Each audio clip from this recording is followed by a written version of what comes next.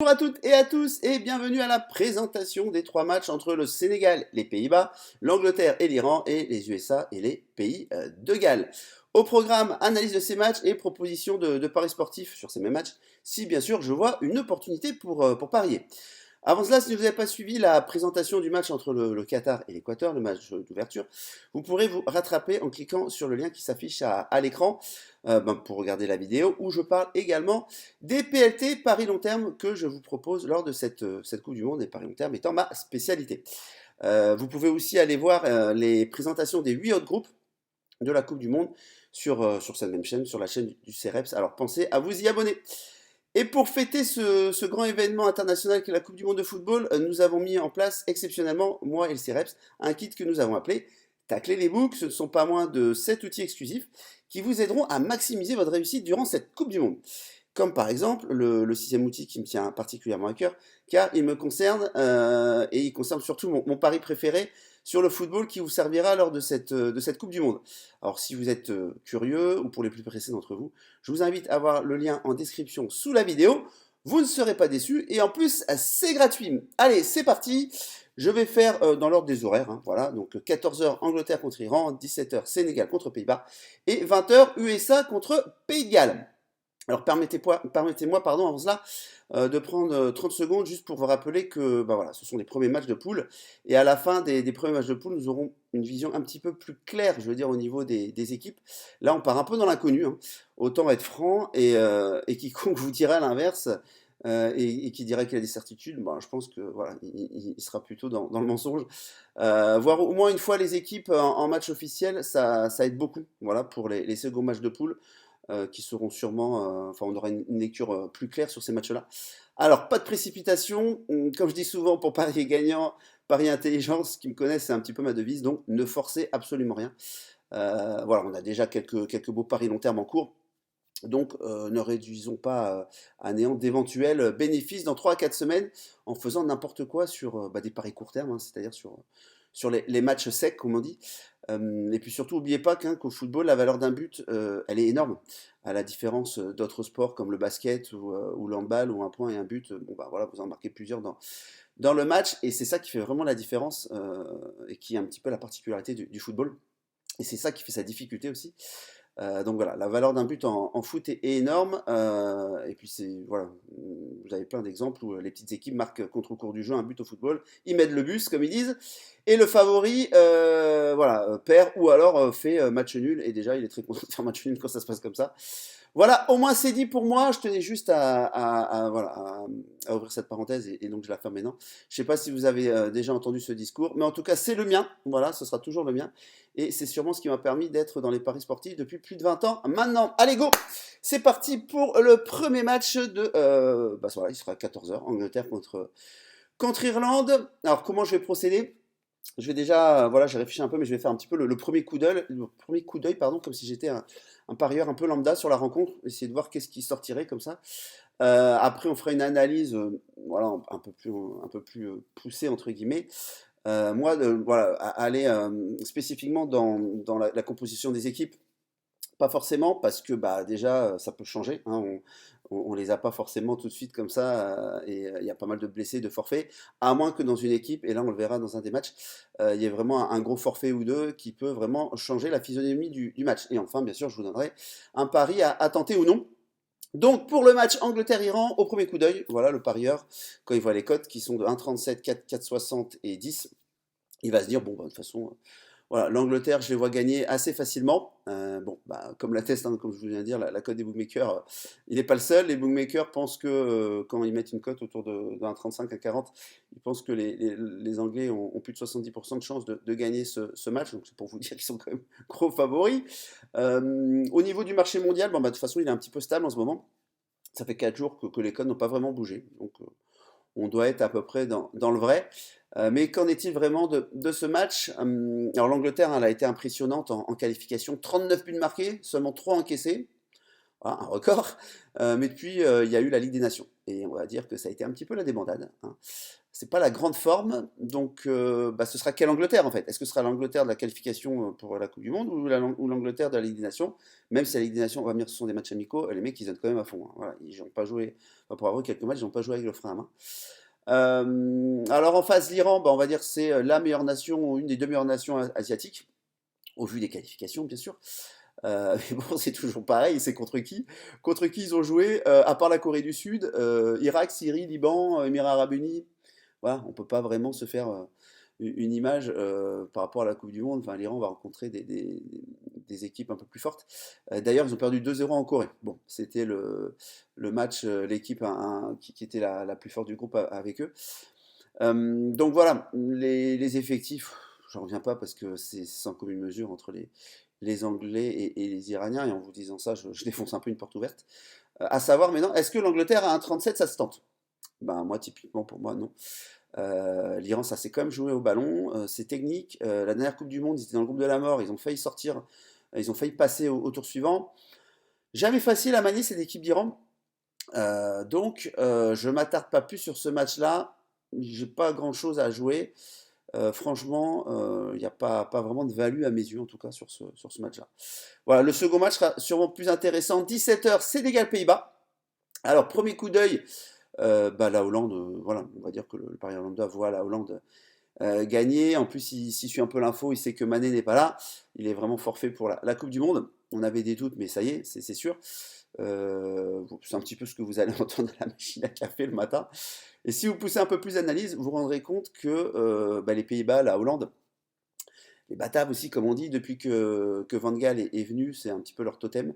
Bah, c'est une équipe hermétique, en fait 33 buts marqués, 8 encaissés, mais attention, 8 encaissés contre des adversaires un peu plus coriaces du groupe de l'Angleterre, où est-ce que vous aviez la Turquie, vous aviez la Norvège, du cyborg Haaland, donc il s'est marqué des buts. Donc voilà, ils ont eu une seule défaite, c'était mais tout de début de qualification, c'était 4-2 en Turquie. Ils avaient dominé le match, voilà, donc c'était 65% de possession de balle à 35 et 12 tirs au but cadrés à 5. Bon, la Turquie a été très très efficace, voilà, ça arrive sur un match. Et comme je dis souvent, au foot dominé n'est pas gagné. C'est pas comme au rugby, où au rugby, quand une équipe domine, généralement, elle prend le dessus. Quant au Sénégal, alors, ça va être simple, alors, ça peut vous étonner, mais vous prenez les stats et vous jetez à la poubelle. Voilà. Alors, au moins pour l'attaque. Sans Mané, les statistiques en attaque du Sénégal sont caduques. Il faut savoir que Mané, il est entre les passes décisives et les buts, il est dans 50% des actions du Sénégal. Ben, vous l'enlevez, même si celui qui va le remplacer, on ne sait pas encore, il n'aura pas du tout le même rendement. Donc voilà, et puis si vous ne marquez pas, ben forcément l'équipe essaie de découvrir un peu plus. En plus, Mané, il sait un peu garder le ballon, enfin, c'est pas un grand joueur pour rien. Voilà, le Sénégal ne pourra forcément pas avoir le même rendement et pas jouer pareil avec Mané et sans Mané. Mais on va s'en rendre compte sûrement au premier match. Les Pays-Bas, il y a beaucoup de talent. Pour moi, j'ai un joueur à suivre. Il ne sera pas forcément titulaire, c'est ça qui est fou, mais il sera en super sub, c'est Gakpo. Vous verrez, notez-le, et quand il jouera, vous regarderez ce qu'il est capable de faire. Soit il est titulaire, déjà ce serait très bonne nouvelle, et si pas titulaire, il sera super sub, ce qui veut dire super remplaçant pour moi, et il peut vous faire gagner un match à lui tout seul. Voilà, donc au niveau du marché, bah, le marché est vraiment baissier sur la Hollande, baissier, c'est-à-dire que la cote baisse. Le poids de l'argent appuie sur les cotes, c'est ça qui fait baisser, et tout le monde ben, mise sur les Pays-Bas. À titre d'exemple, en novembre, le 15 novembre, pardon, il y a quelques jours, la cote des Pays-Bas était 1,63, 1,64, mais non, elle est plutôt 1,55, 1,56. Donc vous voyez, et je pense que voilà, même avant le match, ça va continuer à descendre. C'est dû à Mané et c'est dû à l'importance qu'il a dans cette équipe. Alors, je pourrais me laisser tenter par la victoire des Pays-Bas à 1,58. Je pourrais, voilà. Mais je vais prendre le pari suivant. C'est résultat remboursé si Pays-Bas gagne. Alors, en fait, je vais prendre match nul. Voilà, mais pas à la cote du match nul que vous avez comme d'habitude autour de 3. Cette cote match nul d'égalité, elle a un 45. Pourquoi elle a un 45? Parce que dans le match, si les Pays-Bas gagnent, votre mise est remboursée. Si à égalité, vous gagnez la cote 1,45. Et si c'est le Sénégal qui gagne, bah, vous perdez votre pari. Et sur un premier match, euh, potentiellement et logiquement, je vois les Pays-Bas supérieurs, mais c'est un premier match. Ça aurait été un deuxième match où les Pays-Bas sont obligés de gagner, j'aurais pu aller sur les Pays-Bas en sec. Voilà. Mais là, premier match, en plus, ils savent que normalement, c'est les deux plus forts de la poule. Les Pays-Bas, ils prennent un match nul, ils peuvent s'en contenter, parce qu'après, derrière, ils disent qu'ils ont l'Équateur et les Qatar, c'est les deux matchs les plus faciles pour eux. Voilà, donc je le redis, sur un premier match, méfiance. Donc, c'est sur Paris On Web, Paris Sport, ce pari-là. C'est dans l'onglet résultats. Donc, résultat remboursé si Pays-Bas gagne. Égalité à une cote de 1,45. Je prends. Voilà, c'est pas une énorme confiance, c'est moi une confiance. Généralement, vu que je parie entre 1 et 5%, je mettrai 2% là-dessus. À la cote de 1,45. Pour moi, je pense que c'est un bon compromis. Et si effectivement les Pays-Bas gagnent, comme la logique voudrait, bah, le pari est remboursé. S'il y a une petite surprise, parce qu'un match nul serait une petite surprise, bah, on gagne le pari. Voilà, tout simplement. 1,45. C'est pas une cote mirobolante, mais bon, j'estime qu'elle est légèrement value. Voilà, j'aurais pu mettre un 40 sur ce genre de pari-là. Donc, c'est très bien pour un pari, pour un premier tour de poule sur ces matchs-là et pour un petit peu voir le niveau des équipes. Enfin, le dernier match, le troisième match qui aura lieu à 20h, les USA contre les Wales. Enfin, moi je dis les Wales, mais le Pays de Galles. Pardon, c'est des formations professionnelles. Donc, premier coup d'œil, on se dit tiens, les USA sont favoris. Et oui, les USA sont favoris. Vous pensez qu'il peut y avoir une erreur des books, ça peut surprendre. Voilà, les codes c'est 2,55, 3, 3,15. Cependant, si vous poussez un petit peu plus la réflexion, bah, vous vous rendez compte que l'effectif américain a de la qualité et de la jeunesse quand même. Hein, pour certains d'entre eux, en plus, ils côtoient Papy Bale, qui est un peu le totem du pays de Galles, pardon. Je vais y arriver. Il joue en MLS Major League Soccer, qui est la ligue américaine. Donc voilà, ça lui est pas inconnu les Américains. Il est parti prendre sa retraite dorée là-bas, Papy Bale. Enfin, retraite dorée à Los Angeles, il a quand même permis d'être champion. Ou en finale, en fait, il a permis à Los Angeles d'égaliser en prolongation, d'aller au tir au but et de gagner au tir au but contre Philadelphie. Bon, c'est une histoire à l'américaine. Voilà, on pourrait en faire un film de la saison en MLS de Bale parce qu'elle n'a pas été mirobolante pour suivre un petit peu cette ligue. C'est une Major League Soccer. Ça n'a pas été génial, mais enfin bon. Dans quel état en plus il va arriver, Papy Bale? Je pense qu'il s'est vraiment préparé pour cet objectif-là. Donc attendons de voir ce que ça va donner sur ce match-là. Et les USA, voilà, les USA ont dit depuis Zic, hein, ça c'est un très bon joueur. Et ils sont aussi là pour se tester avant la Coupe du Monde qu'ils vont organiser chez eux dans 4 ans. Mais bon, ils sont déjà là et ils sont capables de peut-être créer une surprise dans cette poule. Alors, quand je vois les cotes, tout simplement, rien ne m'inspire. Pourquoi? Parce qu'en fait, c'est 33%, 33%, 33%. En gros, hein, d'accord, vous aurez pu mettre des cotes à 3,33, 3,33, 3,33. En gros, mes anciens collègues bookmakers, comme je les appelle, voient les trois résultats se passer à peu près dans les mêmes proportions.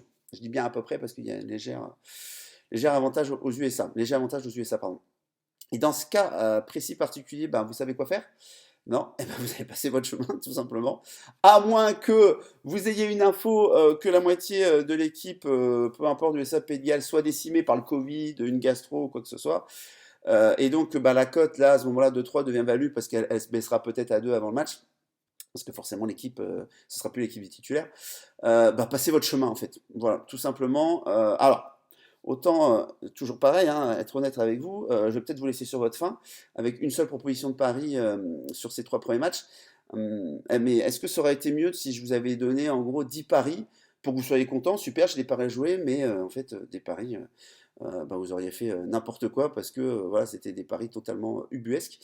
Mon but, hein, en faisant ces vidéos, c'est pas que vous soyez content de parier en disant merci Benoît pour tous tes paris, c'est surtout que vous ne perdiez pas d'argent et de vos capitales et qu'on puisse le faire fructifier si possible ensemble. Voilà, et comme j'ai dit, on a pas mal de PLT déjà en cours. Et j'ai toujours une plus grosse confiance sur les PLT. Et je le répète, ce sont des premiers matchs de poule. Donc, il ne faut pas faire n'importe quoi. Voilà. Alors, maintenant, c'est à vous de me donner vos avis sur ces matchs-là. Justement, quel pari vous allez jouer? Est-ce que vous avez trouvé des choses intéressantes? Allez-y, argumentez. Je lis tout, hein, je réponds. Il n'y a pas de problème. J'adore ça. Et merci d'ailleurs pour l'instant tous vos commentaires. Donc, n'hésitez pas. Petit rappel aussi, vous avez le lien dans la description sous la vidéo pour obtenir gratuitement le kit spécial événement Coupe du Monde, tacler les bookmakers, comme je vous ai dit, où vous aurez accès au cet outil exclusif et gratuit développé par moi-même et le CREPS. N'hésitez pas non plus à partager la vidéo si elle vous a plu et à vous abonner à la chaîne du CEREPS. Pour ma part, je vous donne donc rendez-vous demain à 16 heures. Voilà, il y aura un rendez-vous à 16 heures, comme ça tous les jours, pour la présentation des matchs du groupe C et du groupe de la France, de groupe D. Aïe aïe aïe, ça y est, Benzema est forfait, on en parlera. Quelle incidence sur l'équipe de France, mais c'est vraiment malheureux pour lui. Honnêtement, j'ai une petite pensée pour lui parce que Ballon d'Or, enfin, ça pouvait être sa Coupe du Monde aussi. Bon, allez, il va falloir se relever de tout ça. Donc pour moi, c'est terminé pour aujourd'hui et je vous dis rendez-vous à demain. Bonne journée à tous. Bye bye.